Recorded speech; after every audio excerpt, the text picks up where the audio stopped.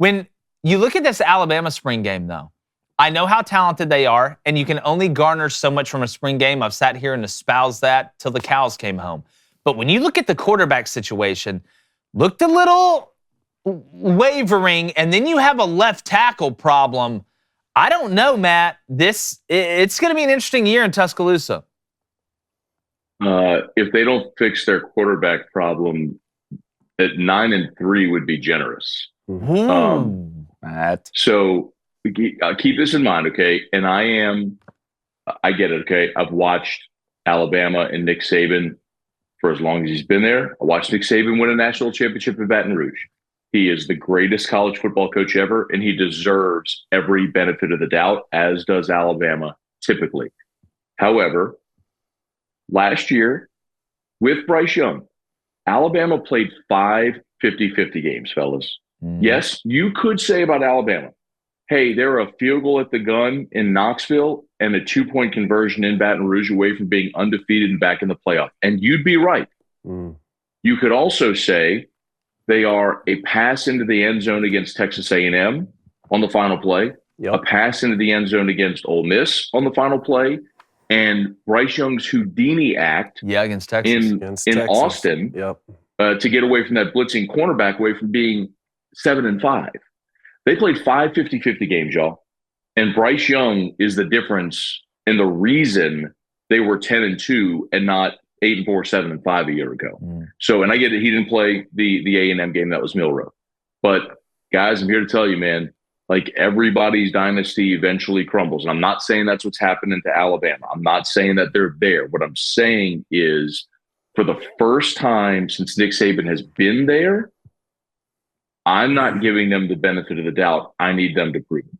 I see a wounded animal. That's what I see. Typically, when you look at Alabama, it's a lion coming out of the jungle. I see a wounded animal right now. When you look at, and it's not fair to ask Jalen Milroe and Ty Simpson to be Bryce Young. There's only one Bryce Young. But don't forget, they almost lost to Arkansas. If Jalen Milroe wouldn't have done what he did on third down on the ground last year, that could have been a crazy game too. They're in Fayetteville. Go ahead, Matt. I was just going to say, the reason I don't mention that one is because Milroe did that like mid-third quarter, and then they got up by 21 again. So that was a weird game, yes. But at the same time, that really wasn't I don't know that one was ever in danger. The others, they could have very easily lost one play, ball bounces left instead of right in the fourth quarter, and they lose. No, without a doubt. It was kind of weird seeing that last year. But let's move on to LSU. Look, Jaden Daniels was the number one coming in, number one going out. Looks like he's gained some weight. I think that's more for injury prevention than him trying to fit the ball in windows that he couldn't last year. Jaden's always had a strong arm.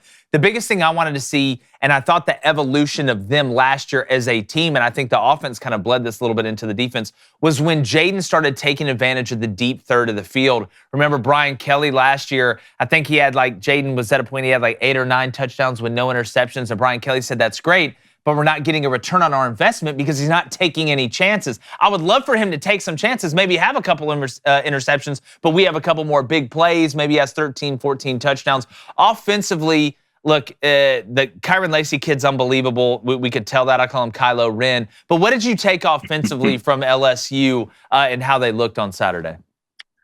Yeah, it was kind of what we expected. And they return everybody. I mean, Brian Kelly said last week before the spring game that this should look like one of the best offenses in the country on Saturday because they return everybody from what became late in the season anyway, one of the better offenses in the SEC. You've got a fifth-year senior quarterback returning. You've got 6 of your top 7 offensive linemen returning. The only real production you're losing at receiver is Kayshon Boutte, Jeray Jenkins. I'm not trying to minimize those guys. Those are both NFL receivers. But honestly, fellas, if you ask me today, what is the deepest position on LSU's team, I would tell you wide receiver, defensive tackle. So I'm not worried at all about receiver. You return Mason Taylor, who you didn't even see in the spring game. He missed the spring with a shoulder. He's a kid, of course, who caught the game-winning 2-point conversion against Alabama. So you return all of your running backs from a year ago. Guys, like the offense should be fine. Like if they have a problem, if they struggle offensively this year, that will be perplexing. To your point, though, Jake, about when Jay Daniels opened it up. I mean, look, that happened in Gainesville. They played Tennessee. The moment, like the seminal moment of the season was they're playing a home game against Tennessee. Jay Daniels has man coverage on the outside, and he just ate the ball. And Brian Kelly brings him to the sideline, is reaming him on the sideline, saying, "Throw the in a colorful way. Throw the ball, like put it up there, give your guy a shot." And once that opened up, the offense opened up, and they were really good, man. So offense, man, they should have no problems offensively this year. I'm not. That's not to say they're going to be 2019 Joe Burrow, Jamar Chase, that offense, but like this should be an offense that moves the ball and scores.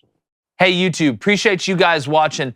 Remember, subscribe, hit that like button, turn that notification bell on. But always remember, we go live every weekday morning from 7:30 a.m. to 9 a.m. Eastern. So check us out. Put us in part of your routine, and I guarantee you, if you've fallen out of love for sports, it'll Nicholas Sparks you right back in.